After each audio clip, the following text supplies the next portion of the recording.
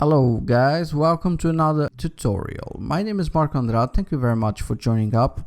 So today I'm going to teach you how to improve your performance in Photoshop. Okay, this is a very simple tutorial and it's related to the actual performance of Photoshop. To do this, you just have to go to the menu Edit and Preference down here. Then go to Performance. In performance, you have all this information. If you have a Macintosh, you're probably looking for where it is. So you just have to go where it says PS or Photoshop. You'll have the preference option over there. Okay, what do we have to look at? We have to look at this memory usage, the graphics processor settings, and the history and cache. What do you have to look at the memory usage? Photoshop, as any other program, in this case Photoshop as any other software, needs RAM. RAM is like the juice of life for this kind of software. So you need to have a lot of it. If you don't, it probably will slow down. It won't stop completely, but will start choking up a bit, but it might work. Don't worry about it. So what do you have to take in account when you change these values? First, Photoshop will give you an ideal range, okay? And you have the available RAM over here. This is your total RAM. 1 GB of RAM is actually used to another operations related to Windows and of course the motherboard. So if you have this option that let Photoshop use, and you can change the value manually, or you can simply drag from one side to another and change the percentage of RAM that you want to dedicate to Photoshop. Okay, usually these values starts at 60%.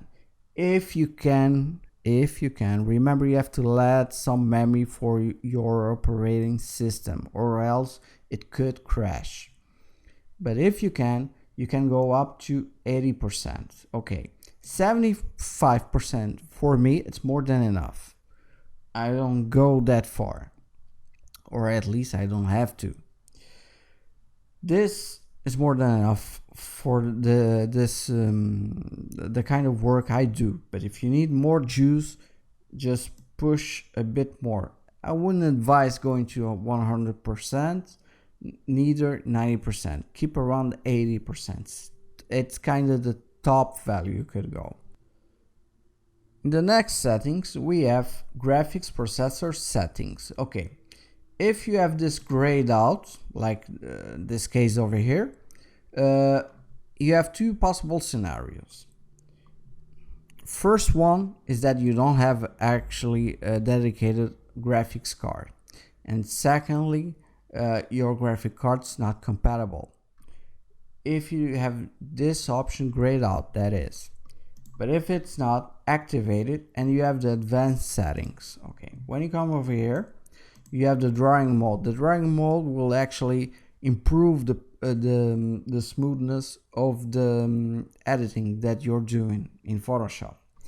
The more advanced, the best. Okay, but if you don't want to push up the limits of your graphic cards, because this will push the limits of your graphic cards, don't choose advanced. Choose normals, more than enough.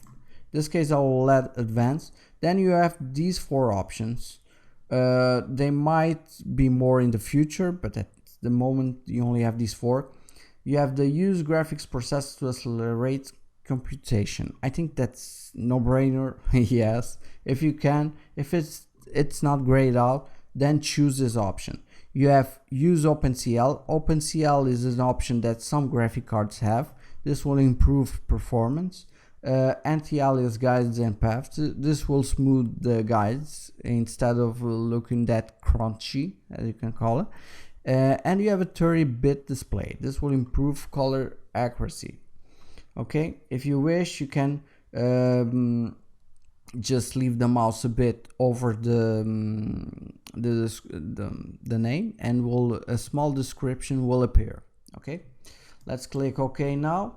With all these settings set up, you only have left the history and cache. History and cache, as the name says, will use some of your hard drive memory to store information, and at the same time the history will work as a book of your actions. In this case, I have 100 history states. This means can register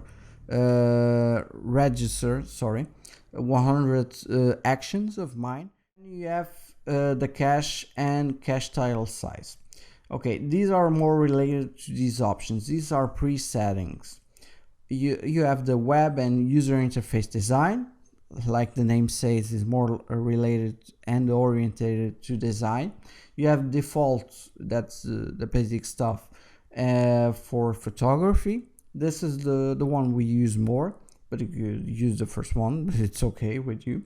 And you have huge pixel dimensions. Usually this one is used for huge compositions or bigger files that need a bit out more juice, but don't use this one unless you need to.